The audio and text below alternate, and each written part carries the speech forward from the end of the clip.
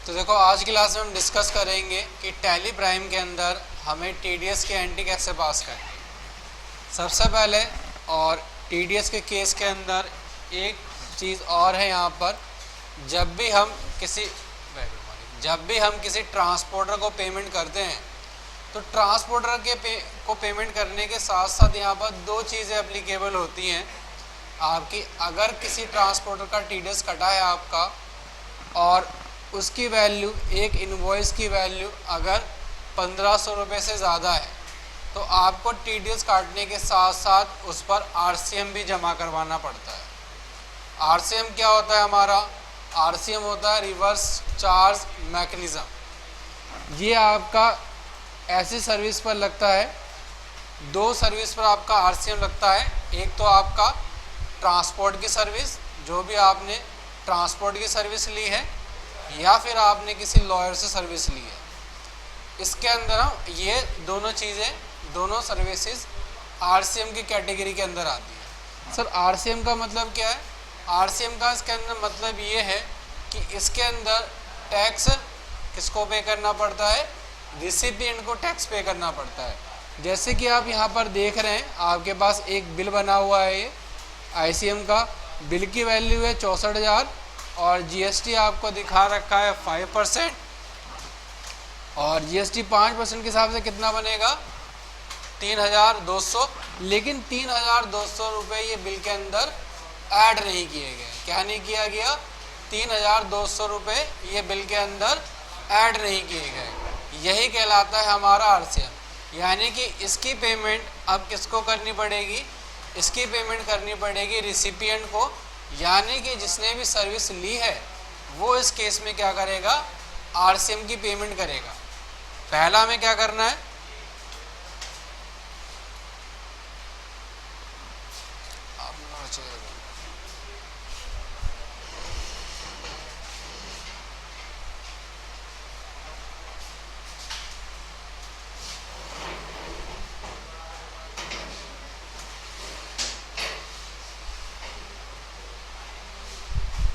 ठीक है, तो इसके अंदर पेमेंट किसको करनी रहेगी? आरसीएम की।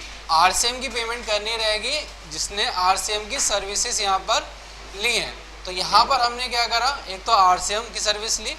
आरसीएम की सर्विस का मतलब ट्रांसपोर्ट की सर्विस ली, और ट्रांसपोर्ट की सर्विस लेने पर क्या एप्लीकेबल हो जाता है हमारा? आरसीएम एप्लीकेबल हो जाता है। यानी कि जो जीएसटी किसको भरना था, इस पार्टी को देना था, उसके केस में हमें क्या करना पड़ेगा? जीएसटी हमको पेमेंट करनी पड़ेगी पहले और बाद में हम ये जीएसटी को क्लेम करेंगे। यानी कि गवर्नमेंट कहती है कि भाई आरसीएम के केस में, ट्रांसपोर्टर के केस में क्या होगा? आप पहले जीएसटी को भरो और उसके बाद में उसका क्लेम ले लो। बाकी जो दूसरी सर्विसेज है आपने देखा होगा सभी पर क्या रहता है? जीएसटी लगा हुआ रहता है। लेकिन आरसीएम वाले केस में या ट्रांसपोर्टर वाले केस में आपका जीएसटी लगा हुआ नहीं रहेगा। हमें जीएसटी खुद से कैलकुलेट करके उतना ही जीएसटी गवर्नमेंट को भरना पड़ेगा और बाद में वही जीएसटी हम गवर्नमेंट से क्या करेंगे? क्लेम करेंगे, वापस मांगेंगे यहाँ पर। तो सबसे पहले अब हमें इसकी एंट्री डालनी है। कल की क्लास में हमने इनके सारे के सारे अकाउंट के हेड बना लिए थे, आज सिर्फ हम यहाँ पर एंट्री पास करेंगे। तो यहाँ पर अब हम आते हैं वाउचर के अंदर। अब इसकी एंट्री भी हम दोनों वाउचर का यूज़ करके पास कर सकते हैं, एक जनरल वाउचर और दूसरा परचेज वाउचर। पहले मैं आपको ये एंट्री जनरल वाउचर से पास करके दिखाता हूँ। तो हमने आए जनरल वाउचर के अंदर और हमने यहाँ पर क्या डाला? हमने कहा खर्चा हो गया हमारा फ्राइट एंड फॉरवर्डिंग चार्जेस, ठीक है, यानी कि किराया भाड़ा लगा सामान को लाने ले जाने में, लाने का। तो ये किराया कितना लगा है आपका? तो कहता है किराया लगा है आपका 64,000 रुपये। तो आपने ये वैल्यू डाली 64,000 रुपये और किसको देने हैं आपको ये 64,000 रुपये? तो हमने कहा ये हमें देने ही आईसीएम लॉजिस्टिक प्राइवेट लिमिटेड को। और जैसे ही मैंने यहाँ पर एंटर किया तो आप देखोगे 64,000 वैल्यू थी, लेकिन इस पर कितना टीडीएस कट गया? टीडीएस कट गया इस पर 2%। और यहाँ पर हम लिख देंगे टीडीएस कॉन्टैक्ट टू ट्रांसपोर्टर।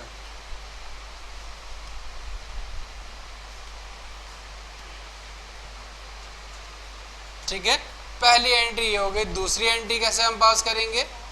लेकिन इसके अंदर आपने देखा हमको यहाँ पर बिल नंबर वगैरह लिखने का ऑप्शन नहीं आया, हमने डायरेक्ट ही एंट्री पास कर दी।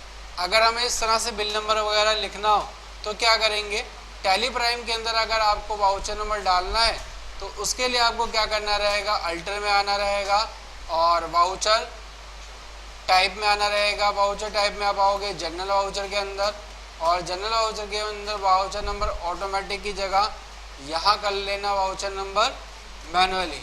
तो मैनुअली में क्या हो जाएगा, फिर आप यहाँ पर अपने हिसाब से वाउचर नंबर डाल सकते हैं, या फिर अगर आपको एक सीरीज़ और बनानी है यहाँ पर तो यहाँ पर आप बना लोगे वाउचर टाइप और यहाँ पर आप लिख दोगे जर्नल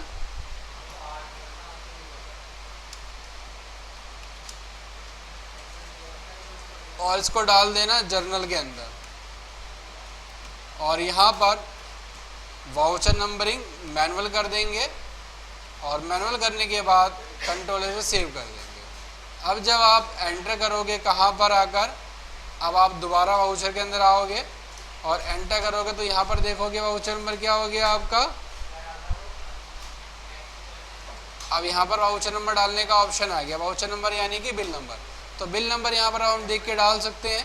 तो बिल नंबर हमें क्या दिया गया है यहाँ पर, तो हमने यहाँ पर बिल नंबर डाला, बिल नंबर दिया गया हमें CHN, तो हमने यहाँ पर लिख दिया CHN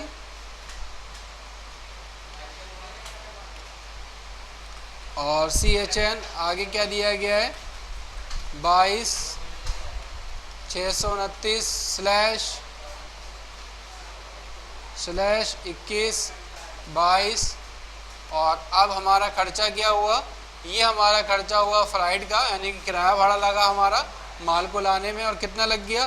तो अब कहता है कि 1,13,000 रुपये लग गए। तो हमने यहाँ पर 1,13,000 रुपये डाले और क्या, तो यहाँ पर किसको दिया हमने, तो हमने यहाँ पर नाम डाल दिया ICM लॉजिस्टिक प्राइवेट लिमिटेड।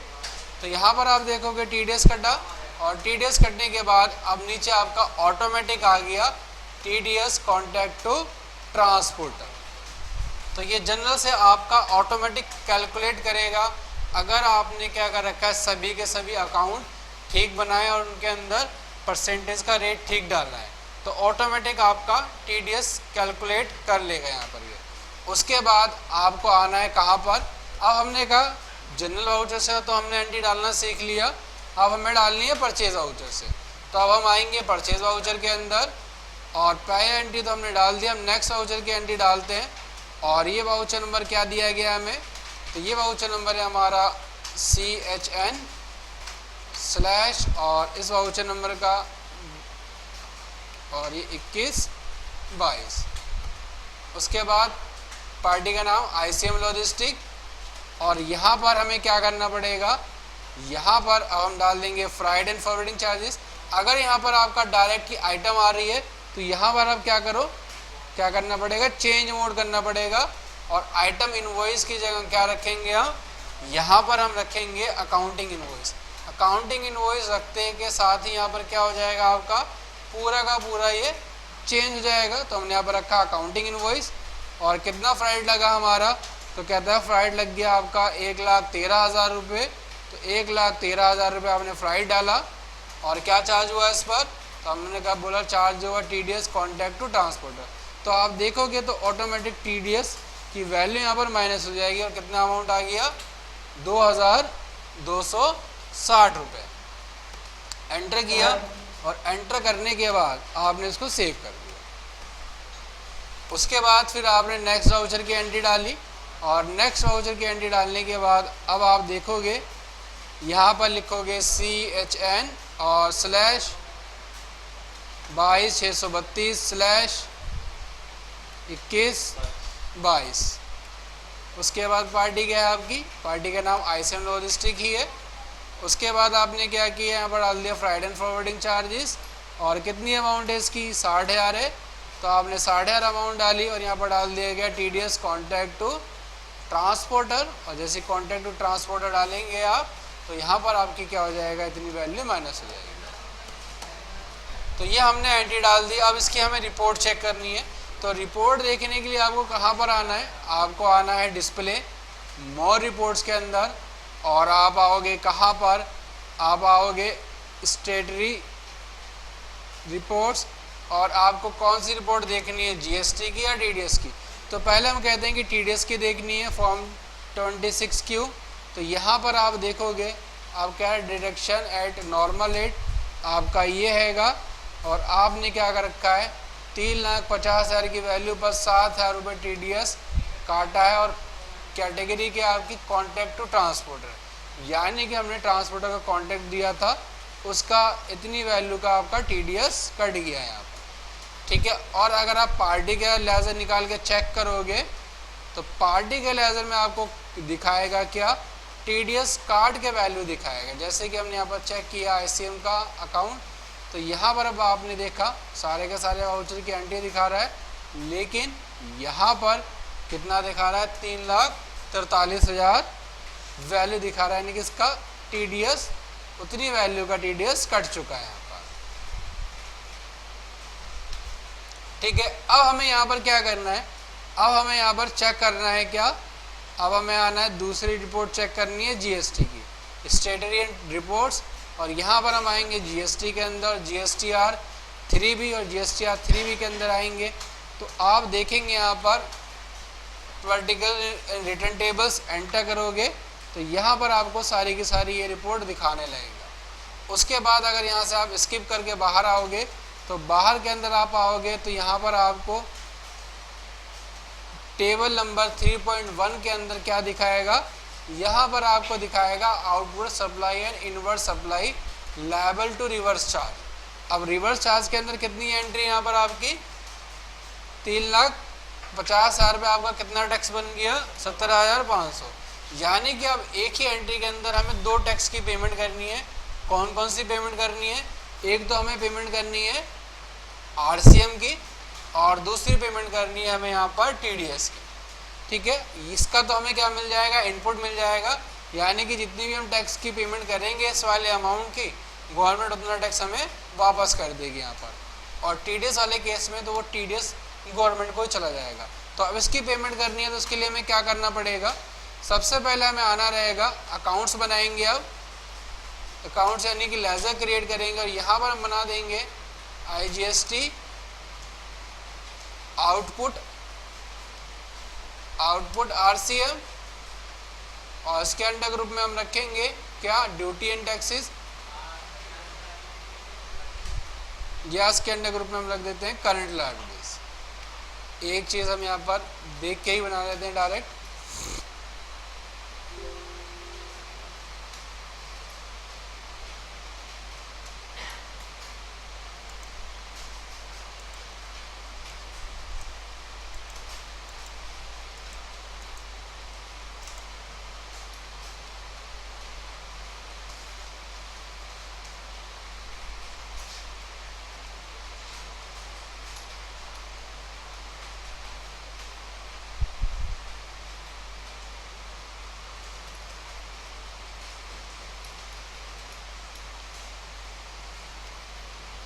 तो हम आए यहाँ पर और हमने सबसे पहले मॉडिफाई किया आईजीएसटी आउटपुट आरसीएम, और इसके अंडर ग्रुप में क्या दिया गया आपको, ड्यूटी एंड टैक्सेस ही दिया गया है। तो यहाँ पर हम ड्यूटी एंड टैक्सेस ही डाल देंगे, ड्यूटी एंड टैक्सेस, और क्या है आपका आईजीएसटी आरसीएम है। तो यहाँ पर आपने डाला ड्यूटी एंड टैक्सेस, जीएसटी है कि आधार है, तो जीएसटी है, लेकिन यहाँ पर आपसे टैक्स पूछेगा तो इसकी जगह हम डाल देंगे आधार।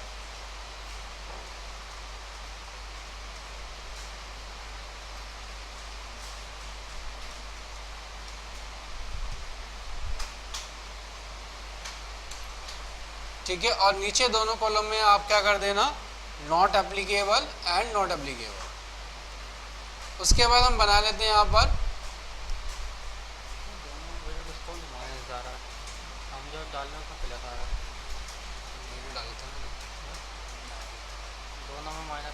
अभी चलो करो मैं, ठीक है। उसके बाद हम बना लेते हैं यहाँ पर CGST आउटपुट आरसीएम। ये आपका तब रहेगा जब आपने क्या करा है, किसी दिल्ली की पार्टी से क्या ली है, सर्विस ली है, यानी कि कोई ऐसा ट्रांसपोर्ट है जो दिल्ली का है, आपने उससे सर्विस ली है तो उसके केस में रहेगा आपका CGST आउटपुट RCM, और दूसरा भी सेम ऐसे बन जाएगा SGST आउटपुट RCM, और ये भी आप क्या कर लेंगे, बना लेंगे।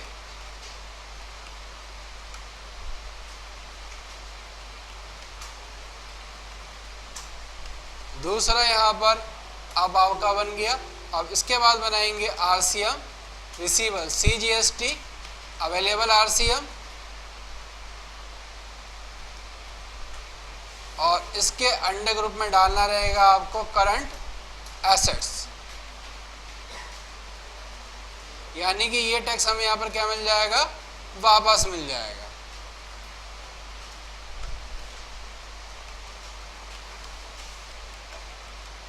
और दूसरा अब यहाँ पर क्या बनाएंगे हम, SGST input RCM, input available RCM, current assets ही रहेगा। और अब एक दूसरा हम बना लेंगे यहाँ पर क्या, IGST input available RCM, current assets ही रहेगा हमारा।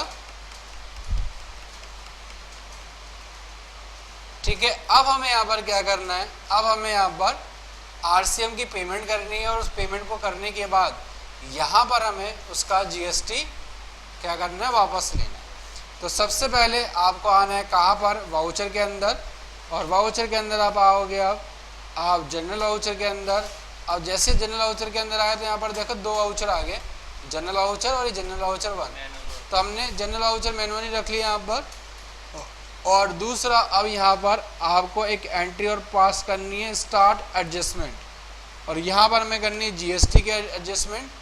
और यहाँ पर कहते हैं decrease of tax liabilities, increase of tax credit, increase of tax liabilities, increase of tax liability of input tax credit, opening balance, refund, reverse input tax credit, reversal tax of liabilities.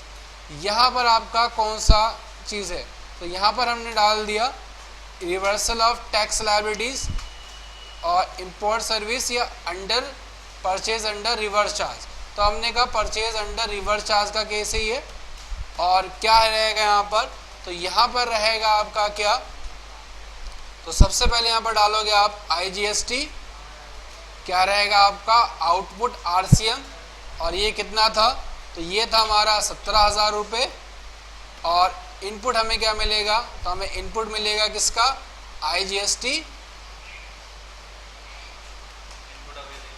IGST input available RCM, और इस entry को हम यहाँ पर डालकर save कर देंगे। ठीक है, पहले हमने क्या किया, हमने पेमेंट करी इसकी, ठीक है, IGST की, और इसका हमें टैक्स मिल गया।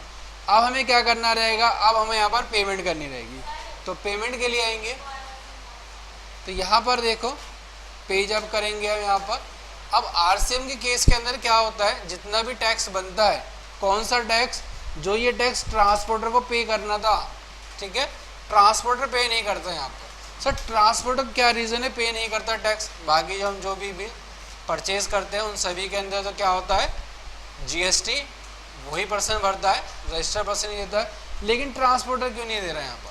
तो जब GST लॉ बनाया गया तो गवर्नमेंट ने ध्यान रखा कि ट्रांसपोर्ट इंडस्ट्री एक ऐसी इंडस्ट्री है जिसके अंदर पढ़े लिखे लोग ज़्यादा नहीं रहते, ठीक है, बहुत कम लोग रहते हैं जो पढ़े लिखे हो यहाँ पर। तो गवर्नमेंट ने कहा कि भाई ट्रांसपोर्टर पर GST लगेगा तो, लेकिन हम ट्रांसपोर्टर से चार्ज नहीं करवाएंगे, पे करना पड़ेगा किसको, जिसने ट्रांसपोर्टर से सर्विस ली है यहाँ पर। तो ट्रांसपोर्टर तो GST का दिखाएगा, लेकिन आपसे GST की अमाउंट कलेक्ट नहीं करेगा, ये अमाउंट हमें खुद से गवर्नमेंट को भरनी पड़ेगी। यहाँ पर क्या करना रहेगा, हमें खुद से ही गवर्नमेंट को देना रहेगा। और गवर्नमेंट कहती है कि भाई आपने जो हमें टैक्स दे दिया ना, ये टैक्स आप बाद में क्या कर लेना है, जब अपनी रिटर्न फाइल करोगे तो ये बाद में वापस भी ले लेना। अकाउंट में नहीं आते, ये आपके GST के लेजर में जाते हैं पैसा ये, ठीक है। तो गवर्नमेंट क्या बोलती है आपसे कि पहले तो आप हमें एक काम करो, पेमेंट कर दो। तो हमने पेमेंट कर दी है, ठीक है। और उसके बाद गवर्नमेंट क्या बोलेगी आपसे, ये जो आपका IGST इनपुट अवेलेबल है ये बाद में आप क्या कर लो, या बाद में आप रिसीव भी कर लो। तो हमने एंट्री डाली टैक्स लायबिलिटी की, अभी हमने क्या जनरल एंट्री डाली है, टैक्स लायबिलिटी हमने बना दी कि हमें इतनी की पेमेंट करनी है, और हमको मिल क्या जाएगा, हमको मिल जाएगा input IGST input available RCM। अब ये हमारा कहाँ दिखाने लगेगा, ये हमारा बैलेंस शीट की करंट एसेट साइड में दिखाएगा हमारे। तो यहाँ पर हमने एंट्री डाल दी। अब इसके बाद जो हमने यहाँ पर पे करना है, क्या पे करना है, आउटपुट RCM को पे करना है यहाँ पर। तो हम आएंगे कहाँ पर, अब हम आएंगे पेमेंट के अंदर, और पेमेंट वाउचर के अंदर आने के बाद अब यहाँ पर आप करोगे स्टार्ट एडजस्टमेंट, और स्टार्ट एडजस्टमेंट करने के लिए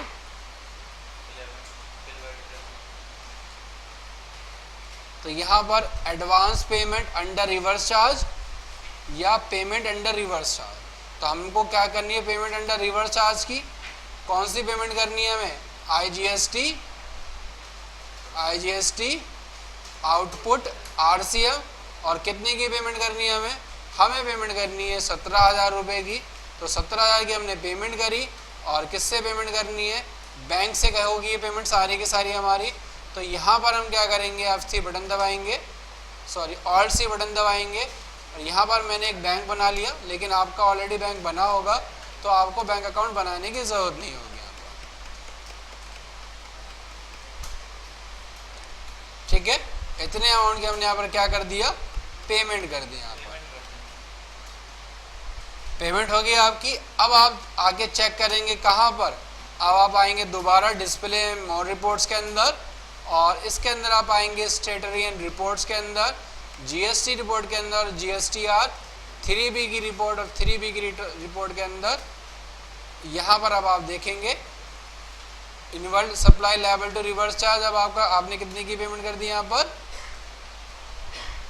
17,500 की, 17,000 की हमने पेमेंट कर दी। यहाँ पर एंटर करोगे तो यहाँ पर आपको दिखाएगा आपने क्या क्या काम करा हुआ है। 17,500 था, लेकिन हमने 17,000 की ही पेमेंट करी है यहाँ पर।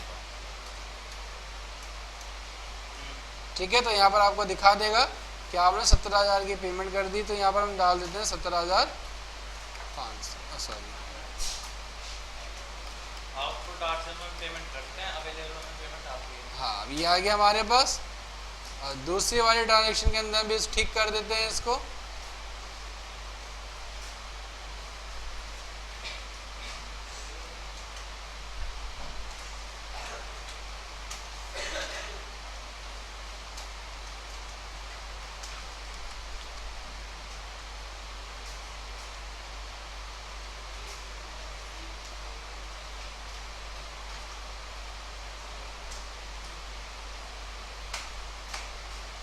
जनरल रजिस्टर के अंदर आएंगे, और एंट्री ये थी तो इसको हम कर देते हैं 17,500, और 17,500 करके पेमेंट कर देते हैं।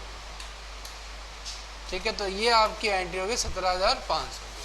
अब अगर आप बैलेंस शीट आप चेक करोगे तो आपकी बैलेंस शीट के अंदर आपको दिखाएगा, अभी आपकी बैलेंस शीट के अंदर आपको दिखाएगा क्या यहाँ पर, तो करंट एसेट्स में आप आओगे तो यहाँ पर आपको दिखा भी देगा IGST इनपुट अवेलेबल RCM, यानी कि इतने हमारे पास क्या है RCM में है यहाँ पर। और इसको अब हम किस में कन्वर्ट कर देंगे, इसको अब हम कन्वर्ट कर देंगे यहाँ पर अपने GST के अंदर, और यहाँ पर हम डाल देंगे क्या, IGST इनपुट, और कितना था ये 17,500, तो 17,500, और यहाँ पर लिख देंगे हम क्या, IGST इनपुट RCM था, इसको बढ़ा देंगे हम IGST इनपुट अवेलेबल RCM कितना 17,500, और यहाँ हम डाल देंगे IGST इनपुट।